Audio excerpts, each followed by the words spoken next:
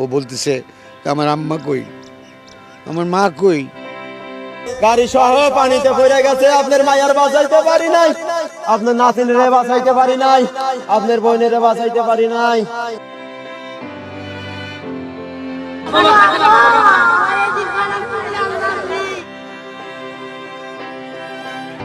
আমারে চাইরে কান্দে, আমারে একলা রাইকে চলে গেল। আমারে কয় আব্দুর রহমের বাপ, তোমারে না দেখলে আমার ভালো লাগে না।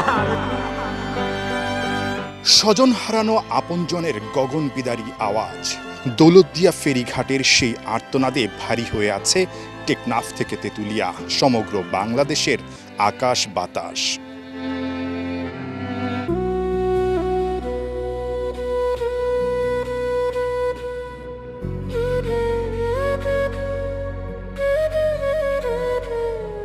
স্বাধীনতার ৫৫ বছর পূর্তির আগের দিন লাল সবুজের বাংলাদেশ আরও একবার দেখল মানুষ এখনো কতটা অসহায় আর পরাধীন।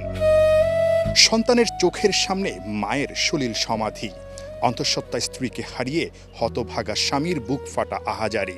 স্বামীর মন খারাপ হবে ভেবে একা ফিরতে দেননি, অথচ নিজেই কি নিষ্ঠুরভাবেই না চলে গেলেন না ফেরার দেশে।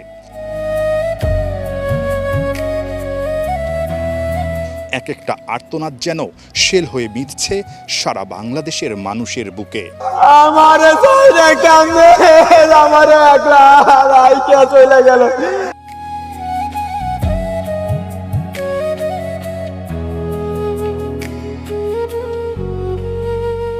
রকিবুল ভাই, আপনি তো বীর মুক্তিযোদ্ধা। আজকে ২৬ মার্চ স্বাধীনতা দিবস, এই মহান দিনে আপনার কাছে মনে হয় যে ৫৫ বছর হয়ে গেল, এই ঘটনাগুলো দেখলে মনে হয় আপনার কাছে যে আমরা কোনো না কোনোভাবে অসহায়, এখনো কোনো না কোনো জায়গায় আমরা এখনো পরাধীন?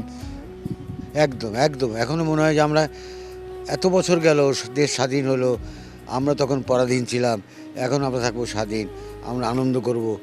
একটা বাচ্চা যখন এতটুকু উঠে ও বলতেছে আমার আম্মা কই, আমার মা কই। He is a survivor, first survivor এটুকু একটা ছেলে। আমি জানি না আপনার কি অনুভূতি হয়েছিল। I could not have my meal, আমি খাওয়া দাওয়া করতে পারিনি। দেখেন, আমার লাইফেও এরকম একটা এক্সপিরিয়েন্স হয়েছিল যখন আমি ছোট ছিলাম। আমি আর আমার আম্মা গ্রামের বাড়ি যাচ্ছিলাম, তো আমি বাসে উঠেছি, আম্মা বাসে উঠে নেয়। আমি এক বাসে চলে গিয়েছি, পরে আম্মা পরের বাসে এসেছিল। ওই যে ছোটোবেলায় ঈদের সময় এই ঘটনাগুলো কিন্তু আসলে ঈদের সময় হয়ে থাকে বেশি। তো কালকে যে এই ঘটনাটা হয়েছে অবশ্যই খুবই কষ্টের। সড়ক দুর্ঘটনা না, আপনি ফেরি তুলতে গিয়ে আপনি ফেরির বাসের ভিতর লোক থেকে ওইটা সহ আপনি পানিতে পড়ে গেছেন। এটা আসলে আমি আপনার মতে আমিও ট্রমাটাইজ। আমি বিশ্বাস করতে পারবো না যে কি একটা হৃদয় বিদারক দুঃখজনক ঘটনা, এটা যাতে আর না ঘটে বাংলাদেশে। কালকে যখন ভিডিওটা দেখলাম, মানে একবার দেখার পর সেকেন্ড টাইম আর দেখার সাহস পাইনি। কারণ যে ছেলেটা সাঁতরে উঠলো, আমি আমার ছেলেকে দেখলাম, দেখো বাবা তোমার মতো একটা ছেলে সাঁতার কেটে উঠলো, তারপরে দাঁড়িয়ে তার মার কথা বলতেছিল। অথচ স্বজন হারানো সেই মানুষের আর্তনাদগুলো পৌঁছায়নি বিসিবির দরজাতে। কোনো শোক বার্তা আসেনি ক্রিকেট বোর্ড থেকে। নিহতদের একটা বারের জন্য স্মরণ করা হয়নি ২৬ মার্চ সাবেকদের নিয়ে হওয়া প্রীতি ম্যাচের দিনে। কিন্তু ক্রিকেটারদের মনে ঠিকই রক্তক্ষরণ হচ্ছে অঝরে। বিদেশে বসে সাকিবের স্ট্যাটাস, শোক জানিয়েছেন তামিম ইকবাল, মুশফিক তাসকিন সহ তারকা ক্রিকেটাররা। ঈদের আনন্দের মাঝে কেউই এমন কষ্টের সাক্ষী হতে চায়নি। ৮ দিনের সড়ক দুর্ঘটনায় ২০৪ জনের প্রাণহানি। আপনাদের একটা ফ্যান ফলোয়ার আছে, প্রত্যেকটা ঈদের আগে আপনাদের কাছে মনে হয় কিনা আপনি, সাকিব ভাই, তামিম ভাই সবাই মিলে একটা ভিডিও বার্তা দেওয়া, একজন মানুষও যদি আপনাদেরকে দেখে সচেতন হয়, তার জীবনটা তো বেঁচে গেল। আপনি সচেতনতার কথা বলছিলেন, সো আপনার কাছে মনে হয় এরকম কিছু ভিডিও বার্তা দেওয়া উচিত আপনাদের ঠিক ঈদের আগ মুহূর্তে বা এরকম সময়গুলোতে? সকল স্পোর্টস থেকে হয়তোবা এই জিনিসটা আমরা করতে পারি, সকল ফেডারেশনই হয়তোবা এই কাজটা করতে পারে। আমি আমার ফেসবুক থেকে দিব আমি চিন্তা করেছি, বাট আমি চাই প্লেয়াররা সবাই এবং যারা আমার এই জিনিসটা দেখছেন সবাইকে বলবো আপনারা এসব ব্যাপারে সোচ্চার হন। Social media such a strong একটা মাধ্যম হয়েছে এখন, এটা রিচ করে মানুষের কাছে বিদ্যুৎ গতিতে।